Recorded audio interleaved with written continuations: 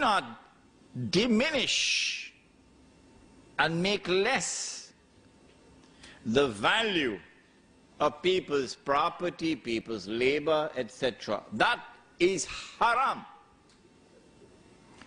And so this money, which is losing value, is by the definition of the Quran haram.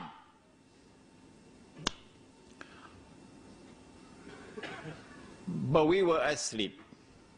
Let me include myself in it so nobody will be angry with me. We were all asleep. And we didn't recognize that we were being taken for a ride. But had it been an African American, you must have heard his name, a man named Malcolm X. Oh, he used to see with two eyes. Oh, yes. Had it been Malcolm, Malcolm would have asked, who took my money? And how did they take it? And then it would have become clear that my loss was somebody else's gain. Let me repeat that. When my money could no longer buy a camel, it could only buy a donkey. The value of my labor has been diminished by half. My loss was somebody else's gain.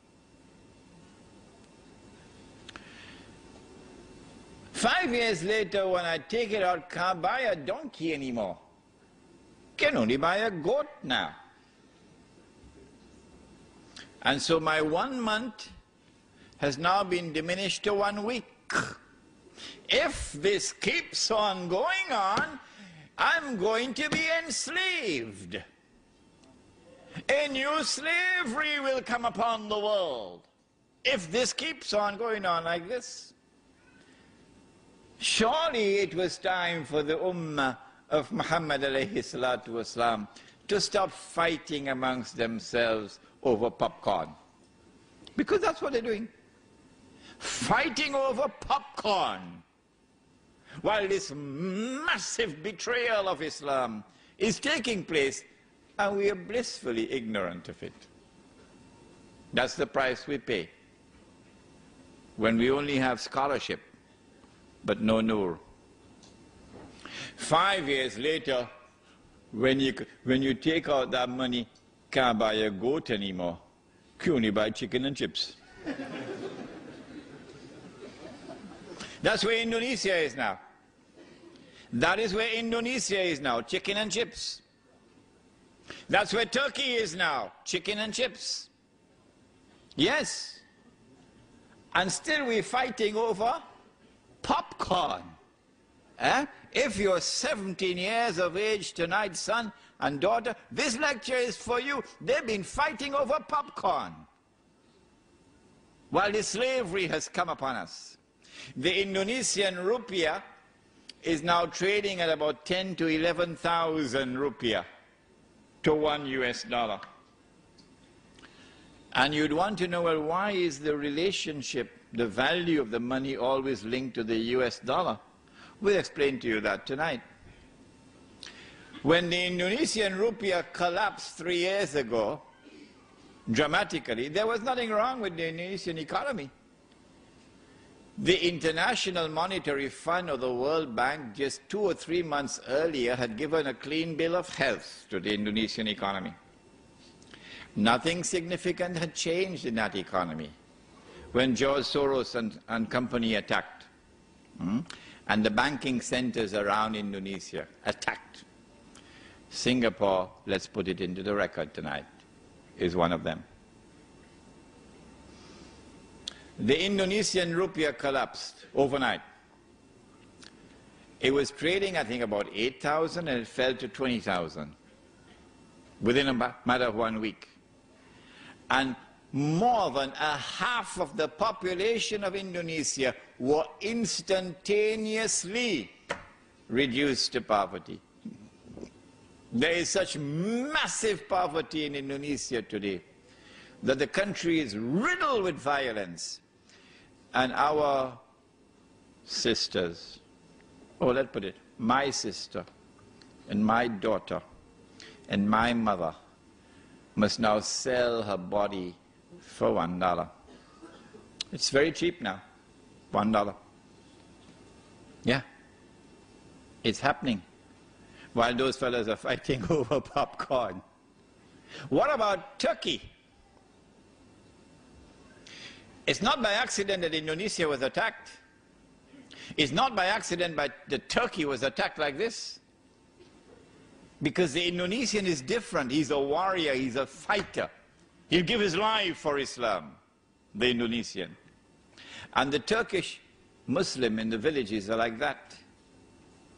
They love the deen and they'll fight for it and they'll give their lives for it. But Israel needs Turkey. Israel needs the water of Turkey.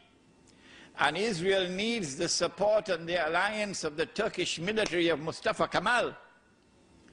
So in order for the military to take control of the country, and in order for Israel to get that supply of water from Turkey, you've got to enslave the Turkish masses. So do you know what is the value of the Turkish lira now? At what is it trading? Do you know? It is trading at 1.5 million Turkish liras to $1 US. Now, don't you think this is an important subject to teach? Yeah. Yes. And there are those who now will have to teach this subject after I leave Australia. Yeah. 5 years later, we take out the money, can't buy chicken and chips anymore. No? You don't believe me? It's coming. It's coming. It's around the corner. You can't buy chicken and chips with it anymore. You can use it as wallpaper. The collapse of the international monetary system based on paper money with no intrinsic value, that collapse is around the corner. How do I know that? Not only because I was blessed with the opportunity to study international monetary economics at the Graduate Institute of International Studies in Geneva, Switzerland. I know that because of something else. I know it because of the Quran and the Hadith, that the collapse of the international monetary system is around the corner. When it all collapses, and we'll come back to this, what will be money? What are you going to have as money? When the Australian dollar collapses, and of course if you had any Australian dollars underneath your pillow, hidden away, you can use it as wallpaper. Yeah. What is going to be money after that? Answer is no, not gold, and not silver, and not dates. It's going to be electronic money. Electronic impulses in machines, in banks, machines without minds, artificial intelligence. Huh? The plastic you'll use to access the money, but the plastic itself would not be the money. The money is going to be electronic money. So listen to this.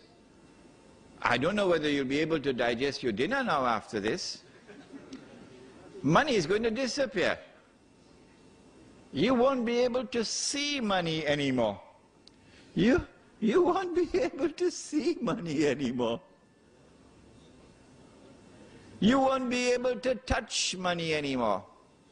It's gone. Electronic impulses in mindless machines in banks. We're not concerned with who owns the banks. We're concerned with who controls the banking system around the world.